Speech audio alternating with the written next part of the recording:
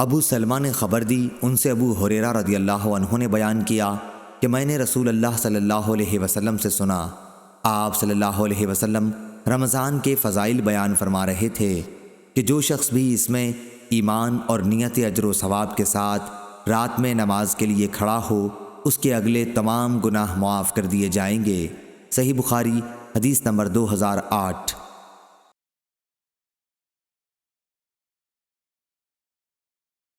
امام مالک رحمہ اللہ نے خبر دی، انہیں ابن شہاب نے، انہیں حمید بن عبد الرحمن نے اور انہیں ابو ہریرہ رضی اللہ عنہ نے کہ رسول اللہ صلی اللہ علیہ وسلم نے فرمایا، جس نے رمضان کی راتوں میں بیدار رہ کر نماز تراویح پڑھی ایمان اور ثواب کی نیت کے ساتھ، اس کے اگلے تمام گناہ معاف ہو جائیں گے۔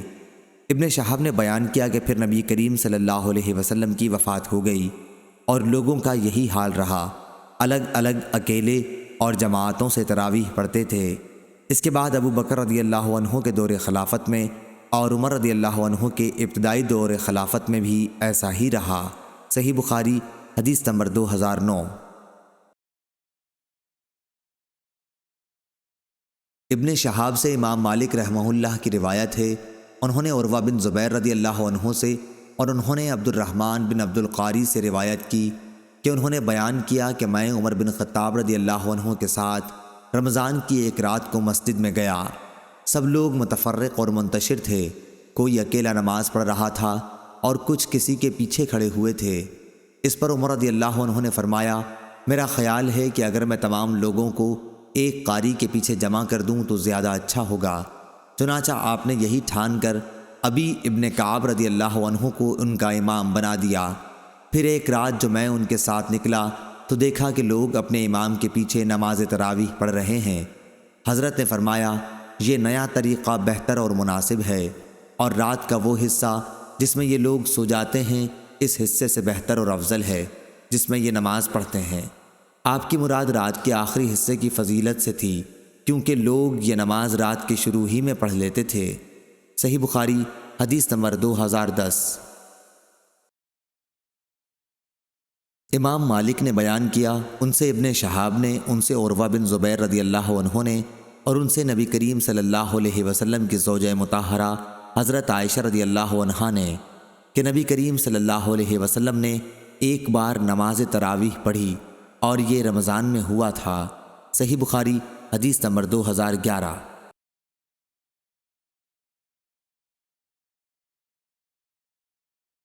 عروہ نے خبر دی اور انہیں عائشہ رضی اللہ عنہا نے خبر دی کہ رسول اللہ صلی اللہ علیہ وسلم ایک مرتبہ رمضان کی نصف شب میں مسجد تشریف لے گئے اور وہاں تراویح کی نماز پڑھی۔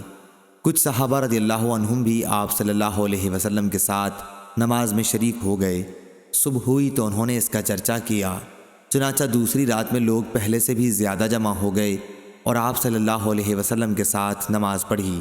دوسری صبح کو اور زیادہ چرچا ہوا اور تیسری رات اس سے بھی زیادہ لوگ جمع ہو گئے۔ آپ نے اس رات بھی نماز پڑھی اور لوگوں نے آپ کی اقتدا کی۔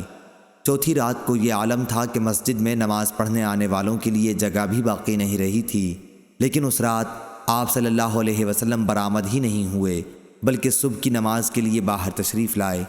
جب نماز پڑھ لی تو لوگوں کی طرف متوجہ ہو کر شہادت کے بعد فرمایا، اما بعد، تمہارے یہاں جمع ہونے کا مجھے علم تھا، لیکن مجھے خوف اس کا ہوا کہ کہیں یہ نماز تم پر فرض نہ کر دی جائے اور پھر تم اس کی ادائیگی سے عاجز ہو جاؤ۔ چنانچہ جب نبی کریم صلی اللہ علیہ وسلم کی وفات ہوئی تو یہی کیفیت قائم رہی۔ صحیح بخاری حدیث نمبر 2012۔ امام مالک رحمہ اللہ نے بیان کیا، ان سے سعید مقبری نے، ان سے ابو سلمہ بن عبد الرحمن نے کہ انہوں نے عائشہ رضی اللہ عنہا سے پوچھا کہ رسول اللہ صلی اللہ علیہ وسلم تراویح یا تہجد کی نماز رمضان میں کتنی رکعتیں پڑھتے تھے، تو انہوں نے بتلایا کہ رمضان ہو یا کوئی اور مہینہ آپ صلی اللہ علیہ وسلم 11 رکعتوں سے زیادہ نہیں پڑھتے تھے۔ آپ صلی اللہ علیہ وسلم پہلی 4 رکعت پڑھتے، تم ان کے حسن و خوبی اور طول کا حال نہ پوچھو، پھر 4 رکعت پڑھتے، ان کے بھی حسن و خوبی اور طول کا حال نہ پوچھو، آخر میں 3 رکعت وتر پڑھتے تھے۔ میں نے ایک بار پوچھا، یا رسول اللہ صلی اللہ علیہ وسلم، کیا آپ وطر پڑھنے سے پہلے سو جاتے ہیں؟ تو آپ نے فرمایا عائشہ میری آنکھیں سوتی ہیں لیکن میرا دل نہیں سوتا۔ صحیح بخاری حدیث نمبر 2013۔